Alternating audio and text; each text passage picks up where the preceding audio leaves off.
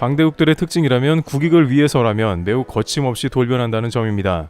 특히 최근 국제 정세를 보면 기존에 자신들이 지켜왔던 네트워크나 원칙도 무시하고 있으며 실제 미국부터 자유무역을 보호무역으로 바꿔가며 자신들 사업을 강조하고 있습니다. 그 가운데 한국은 이제 소외되어 왔던 변방에서 국제 정세의 강자로 떠오르고 있습니다. 결정적으로 러시아 전쟁 이후 자국 안보의 중요성이 강화되며 한국은 귀한 몸이 되었는데요. 가장 주목되는 것은 미국과 영연방의 강대국들이 한국에 보이는 비상한 관심들입니다. 일각에서는 최근 미국의 IRA를 비롯해 호주 방산의 뒤통수 등이 반복되는 등 항상 조심해야 한다고 하지만 그럼에도 불구하고 한국은 이들의 분명한 관심들을 국익으로 전환할 빅찬스라는 의견이 나오고 있습니다. 현재 강대국들이 한국에 왜 돌변했으며 한국은 이들과 어떤 관계를 형성해야 하는지 다시 관련 스토리를 모두 몰아보기로 정리해보도록 하겠습니다. 우선 미국 군대 규모는 그야말로 세계 최강으로 육해공 그 누구에게도 밀리지 않을 정도입니다. 하지만 최근 미국에 있어 가장 구멍이 생긴 분야가 바로 해군 파트라는 지적이 잇따르고 있는 겁니다. 물론 미국의 함대는 300척 규모이며 항공모함도 전세계에서 가장 성능이 좋은 최첨단 항모단을 꾸립니다. 중장거리 폭격 미사일은 토마호크를 수백 수천 기 탑재하고 바다에서 미사일 발사를 쉬지 않을 수 있으며 항모에서는 쉴 새 없이 F-18, F-35가 오르내리며 적군을 교란할 수 있는 능력을 보유하고 있습니다.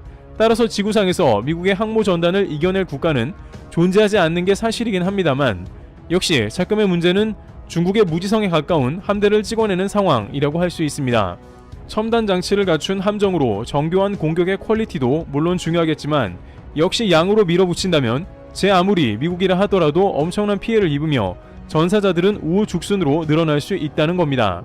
최근 미국의 군사 싱크탱크와 일본 전쟁 시뮬레이션 연구소 등에서는 중국이 대만을 침공했을 때를 가정했는데 중국이 결국 2주 만에 10,000명의 전사자를 발생시키며 패하기는 하지만 미국과 일본도 큰 타격을 입습니다.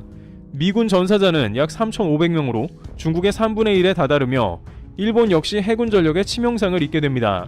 과거 걸프전에서 이라크는 수만 명 이상 전사했으나 미군의 전사자가 200명도 되지 않는 것에 비해서 중국은 확실히 엄청난 피해를 미국에 안겨주며 이러한 결정적인 요인은 바로 해군으로 파악이 된 것입니다. 보도에 따르면 델 토로 장관은 중국이 더 큰 함대를 보유하고 이를 배치하고 있다며 그는 이런 위협에 대응하려면 더 큰 해군과 더 많은 배가 필요하다며 개선 노력을 강조했는데요. 실제 중국 해군이 배치할 수 있는 군함 수가 현재 약 340척에서 몇 년 내에 400척으로 늘어날 것이지만 미국의 군함은 300척을 밑도는 상황이라고 설명했으며 이는 해군 전력에서 치명적일 수 있다는 겁니다. 미국에서 이를 해결하지 않으면 중국의 함정이 미국 전력을 크게 초과할 수 있음을 경고했습니다. 이는 작년 10월에도 미 국방부에서 중국의 수적 전략이 미국을 앞지른다고 비판하면서 나왔습니다. 미 국방부는 2030년에 중국의 전함수가 440여 척에 다다르는데 뾰족한 방법이 없다고 전했습니다. 게다가 미국은 노후화된 함정의 퇴역으로 오히려 군함수가 현재보다 더 줄어들 것으로 전망되기도 했습니다. 문제는 중국의 생산 능력이 마치 붕어빵 찍어내듯이 매년 엄청난 속도로 증가하고 있다는 점입니다. 실제 상하이의 한 조선소에서는 14대의 함정이 동시에 지어지고 있는 위협적인 모습이 등장하기도 했습니다. 그러다 보니 미군 내에서는 이제 함대를 확보하는 것이 최고의 우선순위가 되어버린 과제가 되었습니다. 그러나 미국의 현실은 암울한데 미국 내 선박 건조 비용이 너무 비싸 배가 만들어지기가 어렵습니다. 미국의 함정들이 천문학적인 비용을 기록하는데 이는 인건비가 너무 높은 이유이기도 합니다. 조선업이 후퇴하다 보니 숙련공은 갈수록 없어지고 배는 비싸지는 악순환이 반복되고 있는 상황이죠. 한국의 조선업도 인력 구하는 것이 숙제인데 미국은 한국보다 훨씬 더 심각한 상황이라고 할 수 있습니다. 그러다 보니 이제 미 국방부는 특단의 대책을 내놓았는데 해군 합참에서 팀을 만들어 다른 나라를 탐방하고 미군의 함정을 만들 수 있는 나라를 긴급 수배해 대대적인 함정 건조 프로젝트에 돌입한다는 겁니다. 물론 이러한 일들은 철저하게 비밀리에 이뤄지나 최근 한국에 미 해군 고위급 인사가 잇따라 방문하고 있습니다. 미국의 상륙함, 구축함, 호위함 등의 설계와 건조 등을 동시에 추진하는 조직으로 알려졌습니다. PEO 쉽스의 앤더슨 회장에 따르면 한국의 빅3 조선소는 전세계에서 가장 앞선 플랫폼을 보유하고 있다고 말하며 한국의 조선 생산 능력이 전세계 최고임을 극찬하며 동시에 건조 규모를 보고 감탄을 연발하는 모습이 나왔습니다. 일각에서는 미 해군에서 현재 시점에 한국의 조선소를 찾는 것은 매우 이례적이라고 전하는데 갑자기 한 군데에서만 그런 게 아니고 동시다발적으로 한국에 찾아와서 얘기하는 건 뭔가 있다는 겁니다. 즉 미국 퇴역 장성들까지 이러한 목소리를 내고 현직들도 불만을 늘어놓는 이면에는 미 국방부와 정부 차원에서 곧 해군함 건조를 위해서 천문학적인 투자를 진행할 수 있다는 것인데요. 실제 2월 14일에도 미 해군연맹의 대표가 현대중공업에 방문해 군함 건조 과정을 둘러보기도 했습니다. PEO14는 또 다른 연맹으로 이들 역시 갑자기 한국에 연락을 취해와 해군함 건조 필요성을 강조했습니다. 실제 미국도 한국 외에는 이렇다 할 선택지가 없으며 한국만이 현재 미국의 수요를 충족시킬 걸로 보입니다. 이들은 10년 안에 최소한 100척 이상의 함정이 필요하며 노후 선박까지 교체 시 더 요구할 수도 있다는 겁니다. 물론 중국은 한 번에 15척도 찍어내는 등 무서운 속도를 보이지만 한국은 고퀄리티의 함정 건조가 가능합니다. 상황이 이러하자 주변국들은 적지 않게 당황하는 국면을 드러내는 것으로 판단되고 있습니다. 일단 일본 입장에서는 이제 미국조차 한국의 함정 건조 능력을 우수하게 판단하고 다가온다는 것에 대해 해군 전력 2위를 자부했던 일본이 이제 중국에도 밀리고 군함 건조 능력도 한국에 못 미친다는 겁니다. 일본은 무엇보다도 한국의 방산 수출을 부러워하는데 이제 미국도 한국에 맡긴다는 게 믿기지 않을 것이며 그러다 보면 미국의 설계도를 받아드는 한국의 군함 건조 노하우도 크게 발전할 것도 두렵습니다. 실제 한국은 미국의 설계 능력과 군수 계열의 능력을 상당 부분 흡수하는 성과도 동시에 이루게 되는 거죠. 한편 중국에서는 미국이 한국으로 대량의 군함을 건조하게 되는 것이 적지 않은 부담이 될 것입니다. 한국의 배는 견고하며 최근엔 각종 스마트 시스템을 탑재해 더욱 정교한 운영이 가능하기 때문입니다. 결정적으로 미국도 한국과 이러한 중요한 국방 협력을 가속화하다 보면 다른 경제 분야가 부드러워질 수 있습니다. 한국에 계속 중요한 프로젝트를 맡기려고 하는데 지금의 IRA나 반도체 과학법에서 거칠게 할 수는 없습니다. 따라서 모든 것이 미국 중심주의로 흐르며 우려를 주는 맥락에 이런 것은 또한 큰 기회로 보입니다. 두 번째, 미국, 한국 공군 단독 채택. 2020년 당시에 일본 다이아몬드 온라인 등 매체에서는 아시아권에서도 비슷한 상황이라며 한국의 전투기 사업도 유사한 상황이 될 걸로 보며 한국을 동시에 끌어들이는 발언을 했습니다. 실제 일본의 이런 말은 일리가 있었는데 미국은 한국의 중요 기술을 제공하지 않았습니다. 미국의 로키드 마틴 관계자가 한국에서는 KF-X 사업이 실패할 것으로 예측했다고 했는데 가장 중요한 것이 에이서 레이더와 같은 주요 정밀 레이더 부품의 부재였다고 판단한 겁니다. 당시 미국이 한국에 기술을 주지 않은 이유 중 하나는 자국 사업의 보호라는 목적이 숨겨져 있는데 왜냐하면 한국이 고등훈련기 T-50을 5년 만에 기적같이 개발한 걸 보고 크게 놀랐기 때문에 이런 맥락이라면 한국의 레이더 모듈을 넘겨주면 곧바로 4.5세대 전투기가 완성되기 때문이죠. 하지만 한국은 에이서 레이더 개발을 성공해냈으며 현재 초음속 시험 비행까지 모두 마친 상황입니다. 이제 수년간 개발이 진행되면 KF-21은 공군에 있어 매우 중요한 전략 자원으로 자리매김하는 상황이죠. 로키드 마틴 관계자는 다시 한번 놀라움을 표하며 KF-21이 단순히 비행체의 완성도만 높을 뿐 아니라 제조 공정도 상당히 자동화되어 결합 공정 같은 자동화 시스템에도 극찬을 보냈다고 전해집니다. 또한 일본의 스페이스제트의 경우 지상 최대 일본 국뽕 프로젝트였음에도 국산화율은 30%였습니다. 당시 일본 기자들이 국산 부품이 30%만 들어가도 일본산이라고 이야기할 수 있냐는 질문에 미쓰비시에서는 국산화라는 것은 넓은 의미라며 일본에서 조립하는 게 의미가 있다고 궤변을 했다가 결국 이것도 나중에는 일본이 아니라 미국 세금 혜택을 받겠다고 미국 공장으로 가겠다고 말을 바꾸는 등 전반적으로 국산화에 실패했다는 굴욕을 겪는 꼬리표가 끝까지 따라다니기도 했습니다. 반면 KF-21은 국산화율이 90% 근접하기 때문에 진정한 국산화 제품이라고 거론되고 있습니다. 게다가 한국은 이 KF-21이 일본 전투기와는 달리 양산될 가능성이 매우 큰 것에 주목하고 있습니다. 일본에서는 여객기 말고도 F2를 개발해 놓고도 비싸서 제대로 양산도 못해 실패 평가를 받습니다. 미국의 F-16보다 성능도 안 좋은데 불구하고 가격은 비싸니 사실상 실패한 프로젝트죠. 물론 일각에서는 한국도 일본처럼 전투기 프로젝트가 천문학적 손실을 볼 수 있다고 우려하기도 합니다. 그러나 한국은 FA-50 경공격기를 전세계 주요 우방국에 말 그대로 절찬리 판매하고 있으며 러시아 전쟁으로 전 세계적인 안보 중요성의 증가와 이미 가성비 한국산 무기를 경험하고 있습니다. 이는 KF-21이 손익분기점 300대가량을 가뿐하게 넘을 수 있을 걸로 관측되는 대목이기도 합니다. 일본의 경우 여객기에서 30조 원 이상의 손실이 예상되고 전투기는 더 심각한 상황이지만 한국은 오히려 개발에 성공해 돈을 벌고 국방력도 강화하는 정반대의 상황이 전개되는 국면입니다. 일본은 또다시 차세대 F3 전투기를 이번엔 미국이 아닌 영국, 이탈리아와 손을 잡고 개발을 진행하려 합니다. 그러나 이 역시 천문학적 비용만 소요되고 실패할 가능성이 매우 크다는 의견이 줄을 이루고 있습니다. 영연방 국가 및 강대국, 한국의 접근. 파이브 아이즈라고 불리우는 핵심 정보 공유체를 구성하는 이들 국가들은 난공불락인데요. 쉽게 자신들만의 사업은 물론이고 중요 정보는 절대 공유하지 않는 것으로 알려져 있습니다. 이번 러시아 프리고진, 쿠데타, 반란 상황을 미국은 알고 있지만 아무에게도 말하지 않았고 오직 영연방 국가인 영국에만 반란이 발생할 것이라고 공유한 것으로 알려져 있습니다. 또한 안보 분야는 물론이고 군사나 첨단 분야는 더욱더 다른 국가들이 끼어들 틈이 없는 상황인데요. 이는 세계 최강 미국이 자리하고 있으니 대부분 이권을 자기들끼리 나눠 갖기가 더욱 수월합니다. 프랑스가 호주에서 받은 50조 원짜리 잠수함 사업을 단번에 미국이 가져간 것은 유명한 일화입니다. 하물며 프랑스 같은 G7 선진국도 그러한데 다른 국가들은 더욱더 배견할 재간이 없는 상황인데요. 그런데 최근 영연방 국가들은 그럼에도 불구하고 동북아시아의 한국에 이권을 내주고야 말았습니다. 그들은 끝까지 한국에 쉽게 내주려 하지 않았지만 결국에는 포기할 수밖에 없었다는 소식입니다. 특히 캐나다와 호주는 온갖 잡음 가운데 한국의 저력에 이권을 내줄 수밖에 없었다는 소식입니다. 캐나다 정부가 한국에 보조금을 안 주려고 버티다 결국에는 초대형 보조금을 지급하게 되었다고 하는데요. 우선 한국과 캐나다는 미국의 IRA 이후에 양국 협력이 급물살을 타는 모습을 보였는데요. 특히나 한국과 캐나다의 협력 분야는 매우 넓은 범위를 다루고 있었다는 겁니다. 당장 자원 문제부터 미래 사업까지 캐나다는 한국에 기대를 걸었고 투자를 요청하기도 했습니다. 우선 현기차는 미래 먹거리 관련해서 캐나다와 대거 협력을 진행할 것으로 판단되고 있습니다.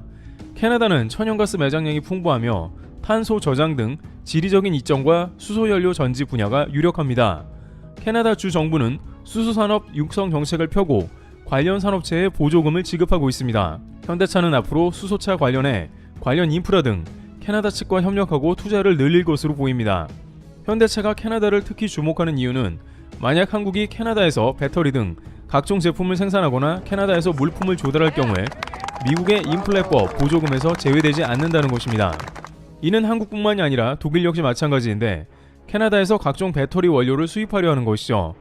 캐나다의 엘버타 주지사는 한국이 캐나다에도 관심을 가져달라며 수차례 강조한 바 있는데 이제 현기차에서 본래 크게 고려하지 않았던 캐나다를 미국 IRA로 인해서 투자를 안 할 수가 없게 된 것이며 특히 앞으로 수소차 분야에서는 현기차의 수소차 트럭을 비롯해 각종 협력이 확대될 것으로 판단되는 것입니다.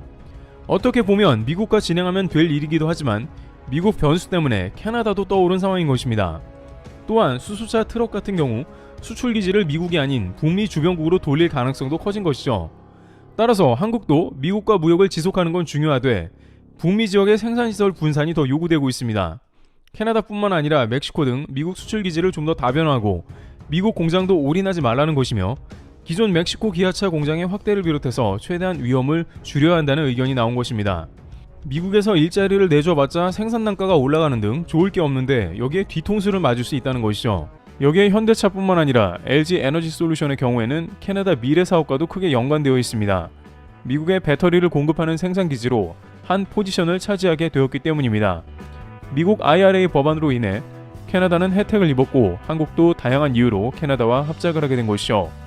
그런데 이렇게 캐나다의 온타리오주에서 LG 에너지 솔루션이 배터리 사업을 전개하고 있는 국면에 들어서면서 지금까지 순조롭던 협력이 삐끗하는 모습이 나왔고 이것이 심상치 않은 사태로 번져가고 있는 겁니다.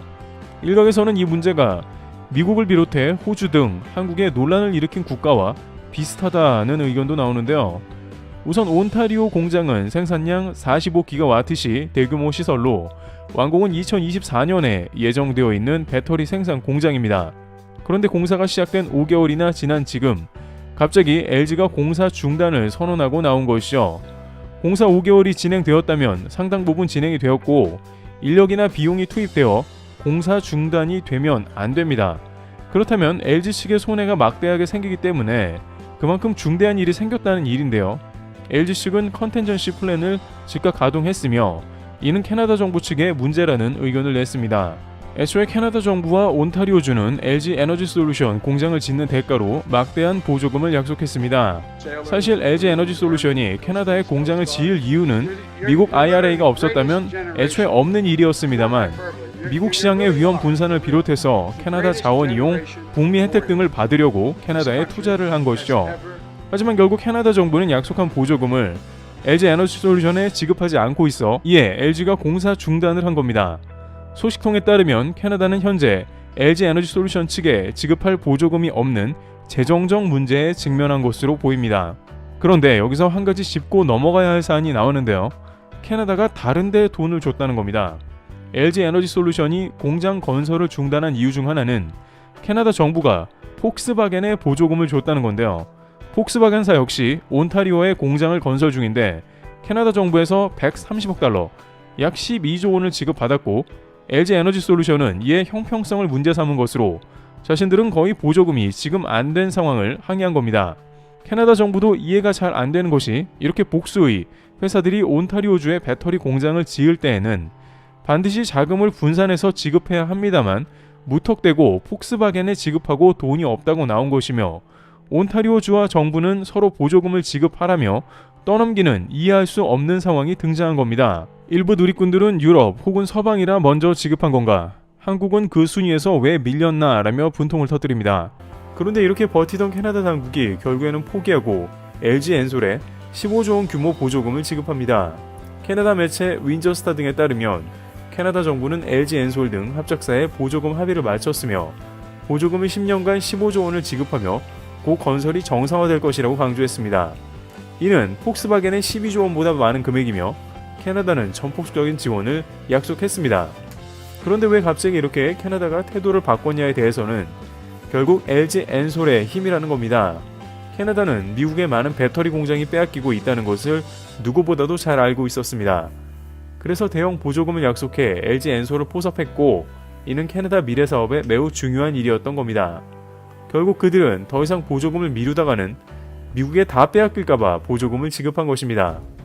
캐나다와 같은 G7 국가들도 손바닥 뒤집듯 약속을 바꾼다는 것이 확인된 사례였지만 LG 에너지 솔루션이 그만큼 실력과 가치가 있는 기업이기에 가능한 것이었다는 것이 증명된 셈입니다. 그런데 영연방 국가로 알려진 호주 역시 최근 부쩍 한국에 다른 태도를 보이고 있습니다. 우선 근래의 호주 장갑차 사업은 그다지 한국의 상황이 좋지 않은 것으로 전해지고 있었습니다. 작년만 해도 한국 레드백이 유력하다는 말이 있었으며 그에 따라 한화는 사업 확대를 계획하기도 했는데요. 특히 레드백 장갑차의 경우에는 호주 사업이 반드시 성공해야 하는 부담감도 있었기 때문입니다. 국내에서는 채택을 할 수가 없고 호주만 가능했으며 이것으로 수출 활로를 뚫을 수 있었기 때문이죠. 하지만 독일의 복서 장갑차가 나타났으며 판세는 독일 장갑차로 기울기 시작했는데 독일은 이번 수주를 따내기 위해서 회심의 카드를 꺼내면서 유리한 판세를 만들기도 했는데요. 게다가 지난 3월 독일은 호주에서 생산되는 복서 전차를 구매하겠다고 전격 밝히면서 우위를 가져갔습니다. 호주 언론 파이낸셜 타임즈는 규모 2조 5천억 원에 육박하는 수출 계약을 협상한다고 보도했습니다. 호주 퀸즐랜드 레드뱅크의 공장에서 생산되는 독일 방산 라임메탈에서 공급되는 복서는 호주에서 가장 선호하는 군 납품 방식이며 한국의 한화 역시 이런 방식을 따라간 것입니다. 이는 독일의 소위 역수입 제한으로 방산 거래에서 종종 나타나는 거래이기도 합니다. 특히 독일은 한국 방산을 경계하고 있기 때문에 이렇게 극단적 거래 형태를 제시한 걸로 보입니다. 한국의 레드백이 호주 시장을 앗아간다면 독일에 있어서 영연방 시장을 빼앗기는 것이고 이미 생산 중인 라인메탈사의 투자와 장갑차 라인이 다소 무색해지는 결과를 낳는다는 결론이 난 것입니다. 그런 한국을 경계하는 맥락에서도 벅서를 수입하는 파격적인 카드를 제시한 것이죠. 게다가 갑자기 호주에서는 자국 국방계획을 변경하고 한국산 물량을 줄인다는 발표가 등장했습니다. 사실 알고 보면 독일 때문인데 호주 국방부는 느닷없이 미국 핵잠 이야기를 꺼내들며 예산이 부족하다 했습니다. 그런데 최근 한화 에어로스페이스는 호주군에 공급용 K9 자주포 양산을 개시했다는 소식이 들려오며 약 1조 원 규모의 자주포 생산을 시작하며 자동 탄약 운반 장갑차도 양산을 시작합니다. 동시에 호주에서 나머지 K9 28문과 K10 14대는 호주 생산시설에서 제작하는 겁니다. 호주에서도 현지 인원 채용 등 다양한 부수적 효과를 긍정적으로 평가하는 움직임을 보이며 적극적으로 추진하다 보면 한국의 생산력과 확장성으로 결국에는 독일을 밀어낼 수 있다는 전망도 나오는 것이죠. 여기에 호주 퀸즐랜드에서는 최근 한국에 약 1조 2천억 원에 달하는 전동차를 발주했습니다. 현대로템은 호주 전동차 공급 사업에 최종 선정되면서 이권을 가져가는 모습입니다. 포스코 인터내셔널 역시 자회사 세넥스를 통해 호주 오로라와 10년 가스 공급 계약을 맺으면서 장기 가스 공급이 확보되었으며 상당한 수준의 가스전 확장 사업에도 관여하게 될 걸로 보입니다. 호주 역시 실력 있는 한국이다 보니 결국에는 다양한 면에서 사업을 맡긴다는 이야기입니다.